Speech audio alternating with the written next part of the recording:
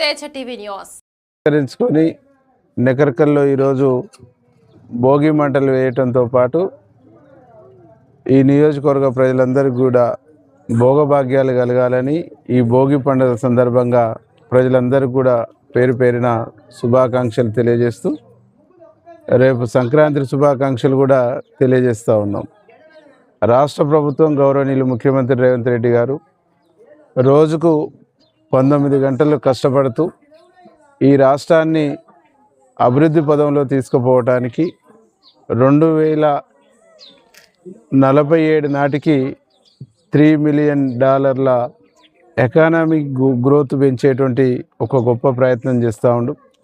దేశ విదేశాలు తిరిగి పెట్టుబడులు తీసుకొచ్చి ఇక్కడ ఉన్నటువంటి నిరుద్యోగ యువతకు ఉద్యోగ ఉపాధి అవకాశాలు కల్పిస్తూ ఈ రాష్ట్రాన్ని అన్ని రంగాల్లో ముందుకు తీసుకుపోవడానికి ప్రయత్నం చేస్తూ ఉండు. మన నియోజకవర్గానికి సంబంధించి 100 పడకల హాస్పిటల్ త్వరలో ప్రజలకు కానుకగా అందివ్వబోతూ ఉండు. కడపర్తి దగ్గర 100 కోట్ల పైచిలుకుతోని ఇంటిగ్రేటరు గురుకుల పాఠశాలని 25 ఎకరాలలో నిర్మించడానికి ఫౌండేషన్ వేయబోతూ ఉండు. అట్లాగే చెరువుగట్టు ఆలయాన్ని ఒక 100 కోట్లతోని దాన్ని గొప్పగా తీర్చిదిద్దేటువంటి ఒక ప్రయత్నం చేస్తూ ఉండు. అంతర్గత రోడ్లు కానీ సీసీ రోడ్లు కానీ ఇప్పటికే 6 కోట్లతో నెకరికల్లో డ్రైనేజ్ వ్యవస్థను సరిచేసేటువంటి కార్యక్రమం, మరొక 15 కోట్లతోని డ్రైన్స్ సీసీ రోడ్లు వేసేటువంటి కార్యక్రమం, చిట్యాల్లో 3 కోట్లతోని డ్రైనేజీ సీసీ రోడ్లు ప్రారంభం, మరొక 15 కోట్లతోని సీసీలు డ్రైనేజ్ కోసం టెండరింగ్ పిలవటం జరిగింది. ఇట్లా అన్ని రంగాల్లో ఈ రాష్ట్రాన్ని ముందుకు తీసుకుపోయే దాంట్లో భాగంగానే మన నెకరికల్ నియోజకవర్గానికి అగ్రభాగాన నిలపడానికి ముఖ్యమంత్రి గారి సహకారంతో ముందుకు పోతా ఉన్నారు. బస్వాపూర్ నుంచి రావణపేట చిట్యాల మండలాలకు వచ్చేటువంటి దాదాపు 40,000 ఎకరాల పైచిలకు వచ్చేటువంటి ఇరిగేషన్ సోర్సెస్ కోసం కూడా కొంత ల్యాండ్ అక్విజిషన్ డబ్బులు రావాల్సి ఉంటే ఇటీవల కాలంలో ముఖ్యమంత్రి గారిని కోరినాం. అవి కూడా వచ్చేసి నెక్స్ట్ ఇయర్ నాటికి ఆ ప్రాంతానికి 40,000 ఎకరాలకు నీళ్ళు ఇప్పించాలనేటువంటి ఒక ప్రయత్నాన్ని తీవ్రంగా చేస్తూ ఉన్నాం. ఐటీ పాముల లిఫ్ట్ను పూర్తి చేసి 8 నుంచి 12,000 ఎకరాలకు నీళ్ళు ఇచ్చేటువంటి ఒక కార్యక్రమాన్ని కూడా వేగవంతంగా చేస్తూ ఉన్నాం. మూసీకి సంబంధించి మూసీలో ఒక 5-6 కోట్లతోని బోటింగ్ పాయింట్ పెట్టి పర్యాటకులు ఆ బోటింగ్ పాయింట్ను యూజ్ చేసుకునేటువంటి పద్ధతుల్లో ప్రపోజల్ ఇవ్వటం జరిగింది. నెకరికల్ సంబంధించి మినీ స్టేడియానికి సంబంధించి దాన్ని ఆధునీకరించి ఆ గ్రౌండ్ను పెంచటం, చుట్టూ కాంపౌండ్ వాల్ను కూడా పెంచి సోలార్ ఫెన్సింగ్ ఇచ్చేసి అక్కడ వాకర్స్ను ప్రొటెక్ట్ చేసేటువంటి పద్ధతుల్లో ఒక 5 కోట్లతో దానికి కూడా ఇప్పటికే ప్రతిపాదనలు ఇచ్చినాం. కడపర్తి రోడ్డు ఒక అద్భుతంగా సెంట్రల్ లైటింగ్తో తీర్చిదిద్దేటువంటి కార్యక్రమం ప్రారంభమైంది. పెద్ద చెరువు కానీ అక్కడనే మనం భూషణ్ రెడ్డి గారి వార్డులో ఉన్నటువంటి కుంట కానీ ఈ రెండింటిని కూడా ఆధునీకరించడానికి ఇప్పటికే ఇటు ఒక 4 కోట్లు అటు ఒక 2 కోట్లు నిధులు వచ్చి ఉన్నాయి. ఇవన్నీ కూడా ఒకదాని తర్వాత ఒకటి వేగంగా పూర్తి చేసేటువంటి కార్యక్రమాన్ని చేయబోతా ఉన్నాం. ఈ నియోజకవర్గ ప్రజలందరూ కూడా విజ్ఞప్తి చేస్తూ ఉన్నాం.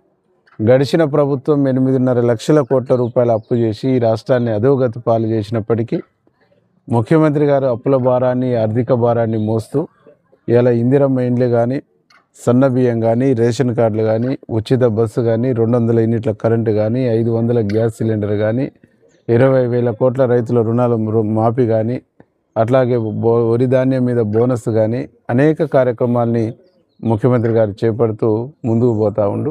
వైద్యం విద్య మీద కాన్సన్ట్రేషన్ చేసి పేదవాళ్ళని ఆదుకునేటువంటి ప్రభుత్వంగా రేవంత్ రెడ్డి గారి ప్రభుత్వం ముందుకు పోతూ ఉంది.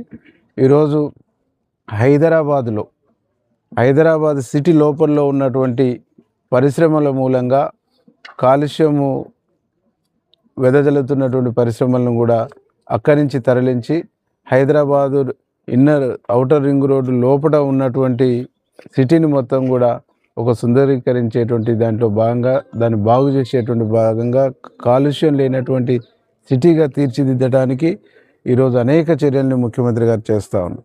మూసీ రివర్ దాన్ని కూడా బాగు చేస్తూ ఇలా మూసీ ప్రాజెక్టు వరకు మంచినీళ్ళు ఇచ్చేటువంటి కార్యక్రమాన్ని ముఖ్యమంత్రి గారు చేస్తూ ఉన్నారు.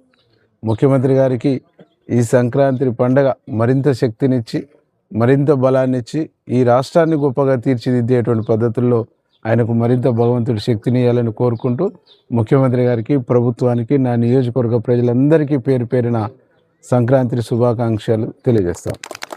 పోటాపోటీ అనేటువంటిది తప్పు. మా కాంగ్రెస్ పార్టీలో కొంతమంది రెబల్స్గా ఇచ్చినటువంటి వాళ్ళు కలిస్తే 8,000 చిల్లర సర్పంచ్ని కాంగ్రెస్ పార్టీ గెలుచుకుంది. ఎప్పుడు అసెంబ్లీ ఎన్నికలు జరిగినాక 2 సంవత్సరాల తర్వాత జరిగినటువంటి ఎన్నికల్లో 8,000 పైచిలకు మేము గెలిచినాం. బీఆర్ఎస్ పార్టీ 30% మాత్రమే, 25 to 30%, కొన్ని చోట్ల 20%, కొన్ని చోట్ల 25%, కొన్ని చోట్ల 30% మాత్రమే వాళ్ళ యొక్క స్థితి ఉన్నది. గత ప్రభుత్వంలో, గత పాలనలో వాళ్ళు 90 సీట్లకు పైచిలకి గెలిచినప్పుడు 2 నెలల తర్వాత జరిగినటువంటి సర్పంచ్ ఎన్నికల్లో అప్పుడు కాంగ్రెస్ పార్టీ 40% ఏవో సీట్లను తెలంగాణలో గెలిచింది.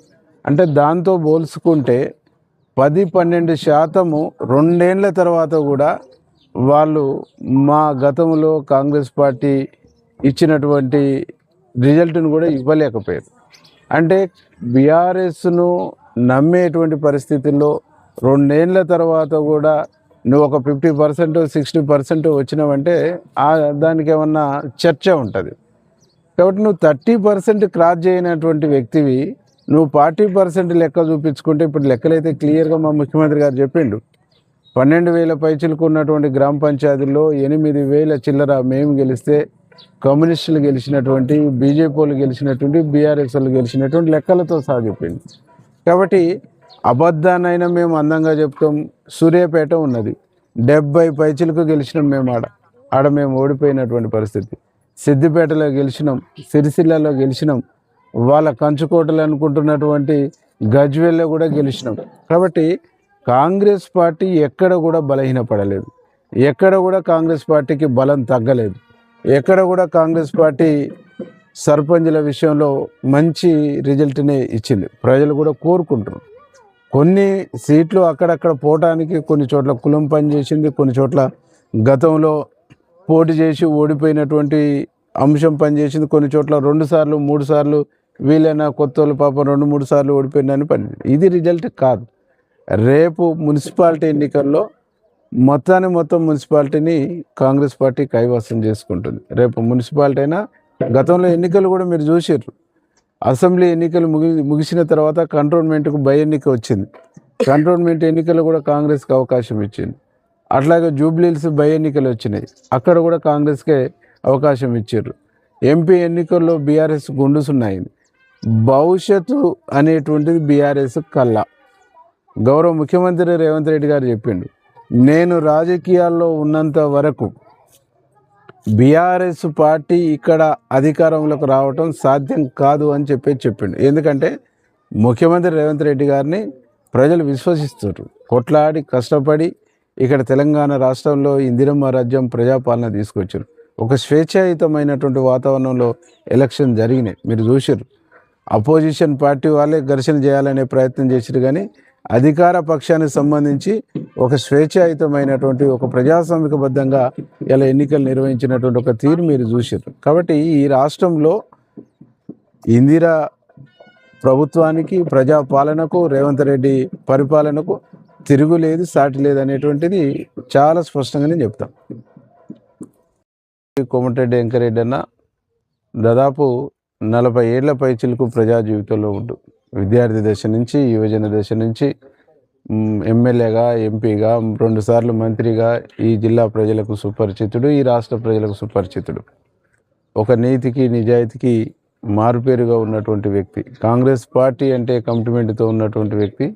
అట్లాంటి వ్యక్తి పైన కావాలని సోషల్ మీడియా, కొన్ని ఛానళ్ళు, దీని వెనకాల టీఆర్ఎస్ కుట్ర, వీళ్ళందరూ కలిసి కావాలని తప్పుడు ప్రచారాన్ని, అసత్య ప్రచారాన్ని చేస్తూ ఉండు. దీన్ని మేము తీవ్రంగా ఖండిస్తూ ఉన్నాం. నాకు ఇప్పటికే ఎమ్మెల్యే పదవి, మంచి పదవి ఇచ్చిండు. దీంతో నేను సంతృప్తిగా ఉన్నా. ఇదే చాలు, ఇదే నా ప్రజలకు సేవ చేయడానికి సరిపోద్దని నేను భావిస్తూ ఉన్నా. ఆశ, ఆలోచన నాకు లేదు, రాదు. మేము ఇంకా ఈ నియోజకవర్గ ప్రజలకు మా 5 మండలాలు నల్గొండ జిల్లాలు ఉన్నాయి. ఒకటి శాలిగౌరారం కూడా నల్గొండ జిల్లాలో ఉంది. ఈ 6 మండలాలు కలిస్తే RDO office, DSP office, revenue డివిజన్ని నకరికల్ చేయమని అడిగినాం. ఎందుకంటే ఈ ప్రాంత ప్రజలు ఆర్డీఓ కాడికి, డిఎస్పీ కాడికి పోవాలంటే నల్గొండ దూరం అవుతున్నటువంటి పరిస్థితి, 20-30 కిలోమీటర్లు పోవాల్సి వస్తుంది. కాబట్టి ఈ 2 మా కాడ ఉంటే ఈ ప్రజలకు సౌకర్యార్థం ఉంటుంది. ఓ రెవెన్యూ డివిజన్ ఈ నియోజకవర్గ హెడ్ క్వార్టర్ అయితే మా నియోజకవర్గ హెడ్ క్వార్టర్ కూడా కొంచెం డెవలప్ అయ్యిద్ది అనేటువంటి ఒక ఆలోచన, ప్రజల కోరిక, ప్రజల మనోభావాలు. దానికి అనుగుణంగానే రేపు డీలిమిటేషన్లో భాగంగానే నకరికల్ను రెవెన్యూ డివిజన్ చేయమని చెప్పేసి మేము కోరటం జరిగింది. దాంతోపాటు అమ్మనబోలు మండలం అనేటువంటిది గత ప్రభుత్వంలో, గత పాలనలో, గత పాలకులు పేపర్ మీద ఆర్భాటం చేసారు తప్ప అది గెజిట్ ఇచ్చేటువంటి స్టేజ్కి తీసుకుపోలేదు. కాబట్టి దాన్ని ప్రజల యొక్క కోరికలకు, మనోభావాలకు అనుగుణంగా అది కూడా మండలం చేయమని చెప్పేసి మేము రిక్వెస్ట్ చేసినాం.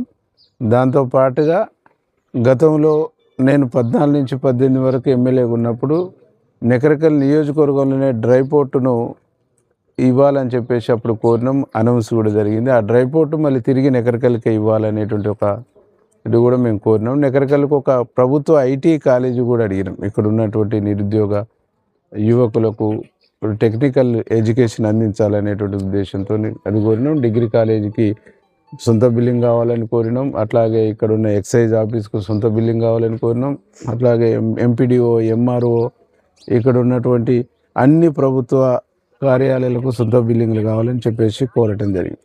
రావణపేట హాస్పిటల్ను కూడా ఆధునీకరించాలి, దాన్ని 100 పడకల హాస్పిటల్గా మార్చాలని, చిట్యాల కూడా 30 బెడెడ్ హాస్పిటల్గా దాన్ని తీర్చిదిద్దాలని చెప్పేసి కోరటం జరిగింది. అంటే మొత్తంగా ఈ నియోజకవర్గంలో రావణపేటలో ఒక 100 పడకల హాస్పిటల్ అవసరం ఉంది, చిట్యాలలో ఒక 30 బెడెడ్ హాస్పిటల్గా కావాల్సినటువంటి అవసరం ఉంది, రావణపేటలో ఎంఆర్ఓ ఆఫీసు, కొత్త ఎంఆర్ఓ ఆఫీసు కావాల్సినటువంటిది.